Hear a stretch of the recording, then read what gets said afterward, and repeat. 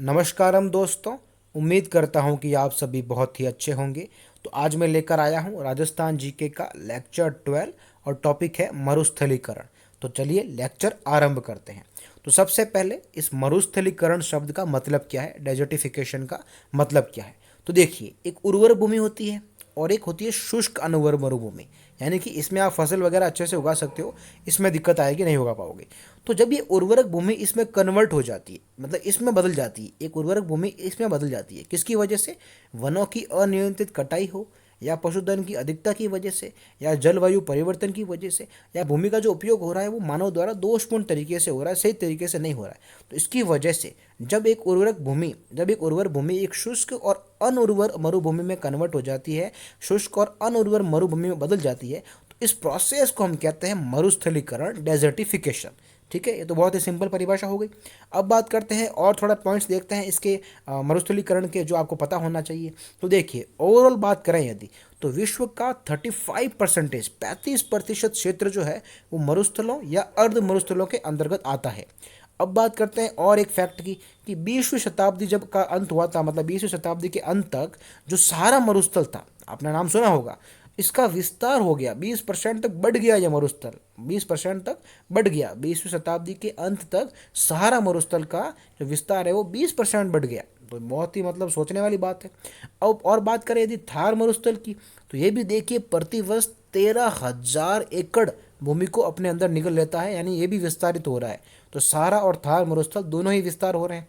और नदियों के बारे में बात करें, तो ये बहुत ही इंपॉर्टेंट लाइन बोल रहा हूँ, देखिए, दजला और फरात, इन नदियों का जो भाग है वो भी अब नमकीन मरुस्थल में परिवर्तित होता जा रहा है। अब ये जो रेगिस्तान ऐसे आगे बढ़ रहा है, जो मरुस्थल आगे बढ़ रहा है, यहीं से एक शब्द आता है रेगिस्तान की मार्च। क्या आता है? रेगिस्तान की मार्च, मार्च ऑफ डेजर्ट। ये मार्च वो महीने वाला मार्च नहीं है। ये मार्च का मतलब है जब एक ग्रुप में आगे बढ़ते हैं, कोई टुकड़ी आगे बढ़ती है, कोई सेना आगे बढ़ती है, ग्रुप में आगे बढ़ती है एक ही तरीके से, उसे कहते हैं रेगिस्तान की मार्च। तो देखिए, तो जब रेगिस्तान किन्हीं कारणों से आगे बढ़ता जाता है तो उसे कहते हैं रेगिस्तान की मार्च। तो अब देखिए, भारत में यदि शुष्क प्रदेश के विस्तार की बात करूं, तो मुख्यतः राजस्थान, गुजरात, आंध्र प्रदेश और कर्नाटक में जो है वो शुष्क प्रदेश का विस्तार है। ये चारों राज्य माइंड में आपके होने चाहिए। अब बात करते हैं कि सरोवर, सर, ये शब्द कहाँ से, तो ये भी देखिए रेगिस्तान से ही संबंधित है। देखिए, रेगिस्तानी क्षेत्र में जो बालू के स्तूप होते हैं, उनके मध्य एक जगह रह जाती है नीची भूमि में। तो वहाँ जब वर्षा होती है तो पानी एकत्र हो जाता है। जो जो पानी एकत्र होता है तो वो तालाब का रूप ले लेता है, तो उसे ही कहते हैं हम सर या सरोवर। इसके आप एग्जाम्पल देखिए, जसूसर, मानासर, मलुसर, ये सब इसी के एग्जाम्पल है सर सरोवर के।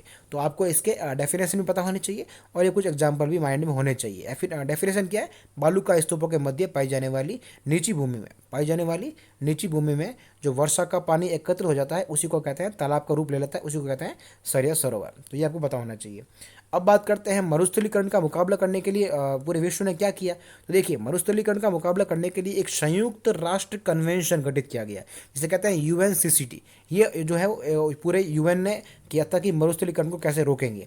और इसीलिए देखिए, 17 जून को world day to combat desertification मनाते हैं, 17 जून को। ये भी पता होना चाहिए। अब देखते हैं और चीज़।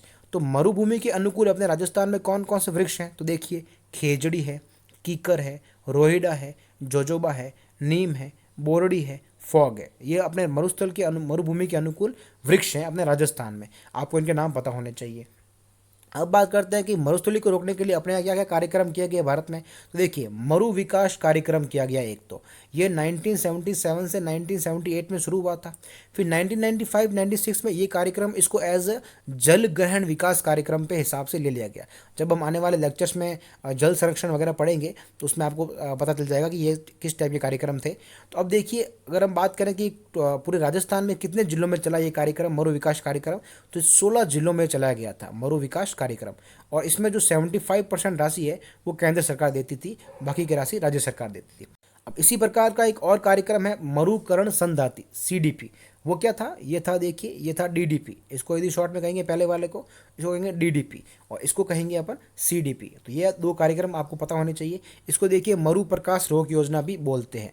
तो देखिए, 1990 और 2000 से ये शुरू किया गया और राज्य के लगभग 10 मरुस्थलीय जिलों में, देखिए पहली वाली जो थी वो राज्य के अपने 16 जिलों में चलाई थी, और ये जो है वो 10 मरुस्थलीय जिलों में मरुकरण संदाति चलाई गई थी। इसमें क्या किया गया था? शेल्टर बेल्ट और वृक्षारोपण, ये कार्य किए गए थे। शेल्टर बेल्ट का क्या मतलब है? जब आप लाइन से एक ही लाइन में आप बहुत सारे ऐसे पेड़ लगाते हो तो उसको कहते हैं शेल्टर बेल्ट। तो ये और वृक्षारोपण इसमें ही कार्य किए गए थे मरुकरण संदाती में।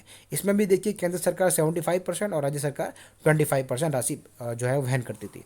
तो अब देखिए मैंने आपको मरुस्थलीकरण टॉपिक से जो चीज़ें बन सकती है इंपॉर्टेंट, वो मैंने आपको कवर करा दी है। छोटा सा ही टॉपिक है लेकिन अपने सिलेबस में गिवन है तो मैंने इसको लिया है, अलग से लिया है, ताकि आपके माइंड में इससे रिलेटेड चीज़ें भी रहे। आई होप कि आपको लेक्चर पसंद आया होगा। तो अब इस वीडियो को लाइक कर दीजिए, इससे मुझे मोटिवेशन मिलेगा। सब्सक्राइब नहीं किया है तो सब्सक्राइब कर लीजिए। वीडियो को अपने व्हाट्सएप के स्टेटस पर इसका जो लिंक है वीडियो का वो शेयर कर दीजिए। मिलते हैं अगले लेक्चर में, तब तक आपको एक ही चीज़ पता होनी चाहिए कि जो स्टडी महागुरु के साथ पढ़ाई है वो बहुत ही ज़्यादा आसान है।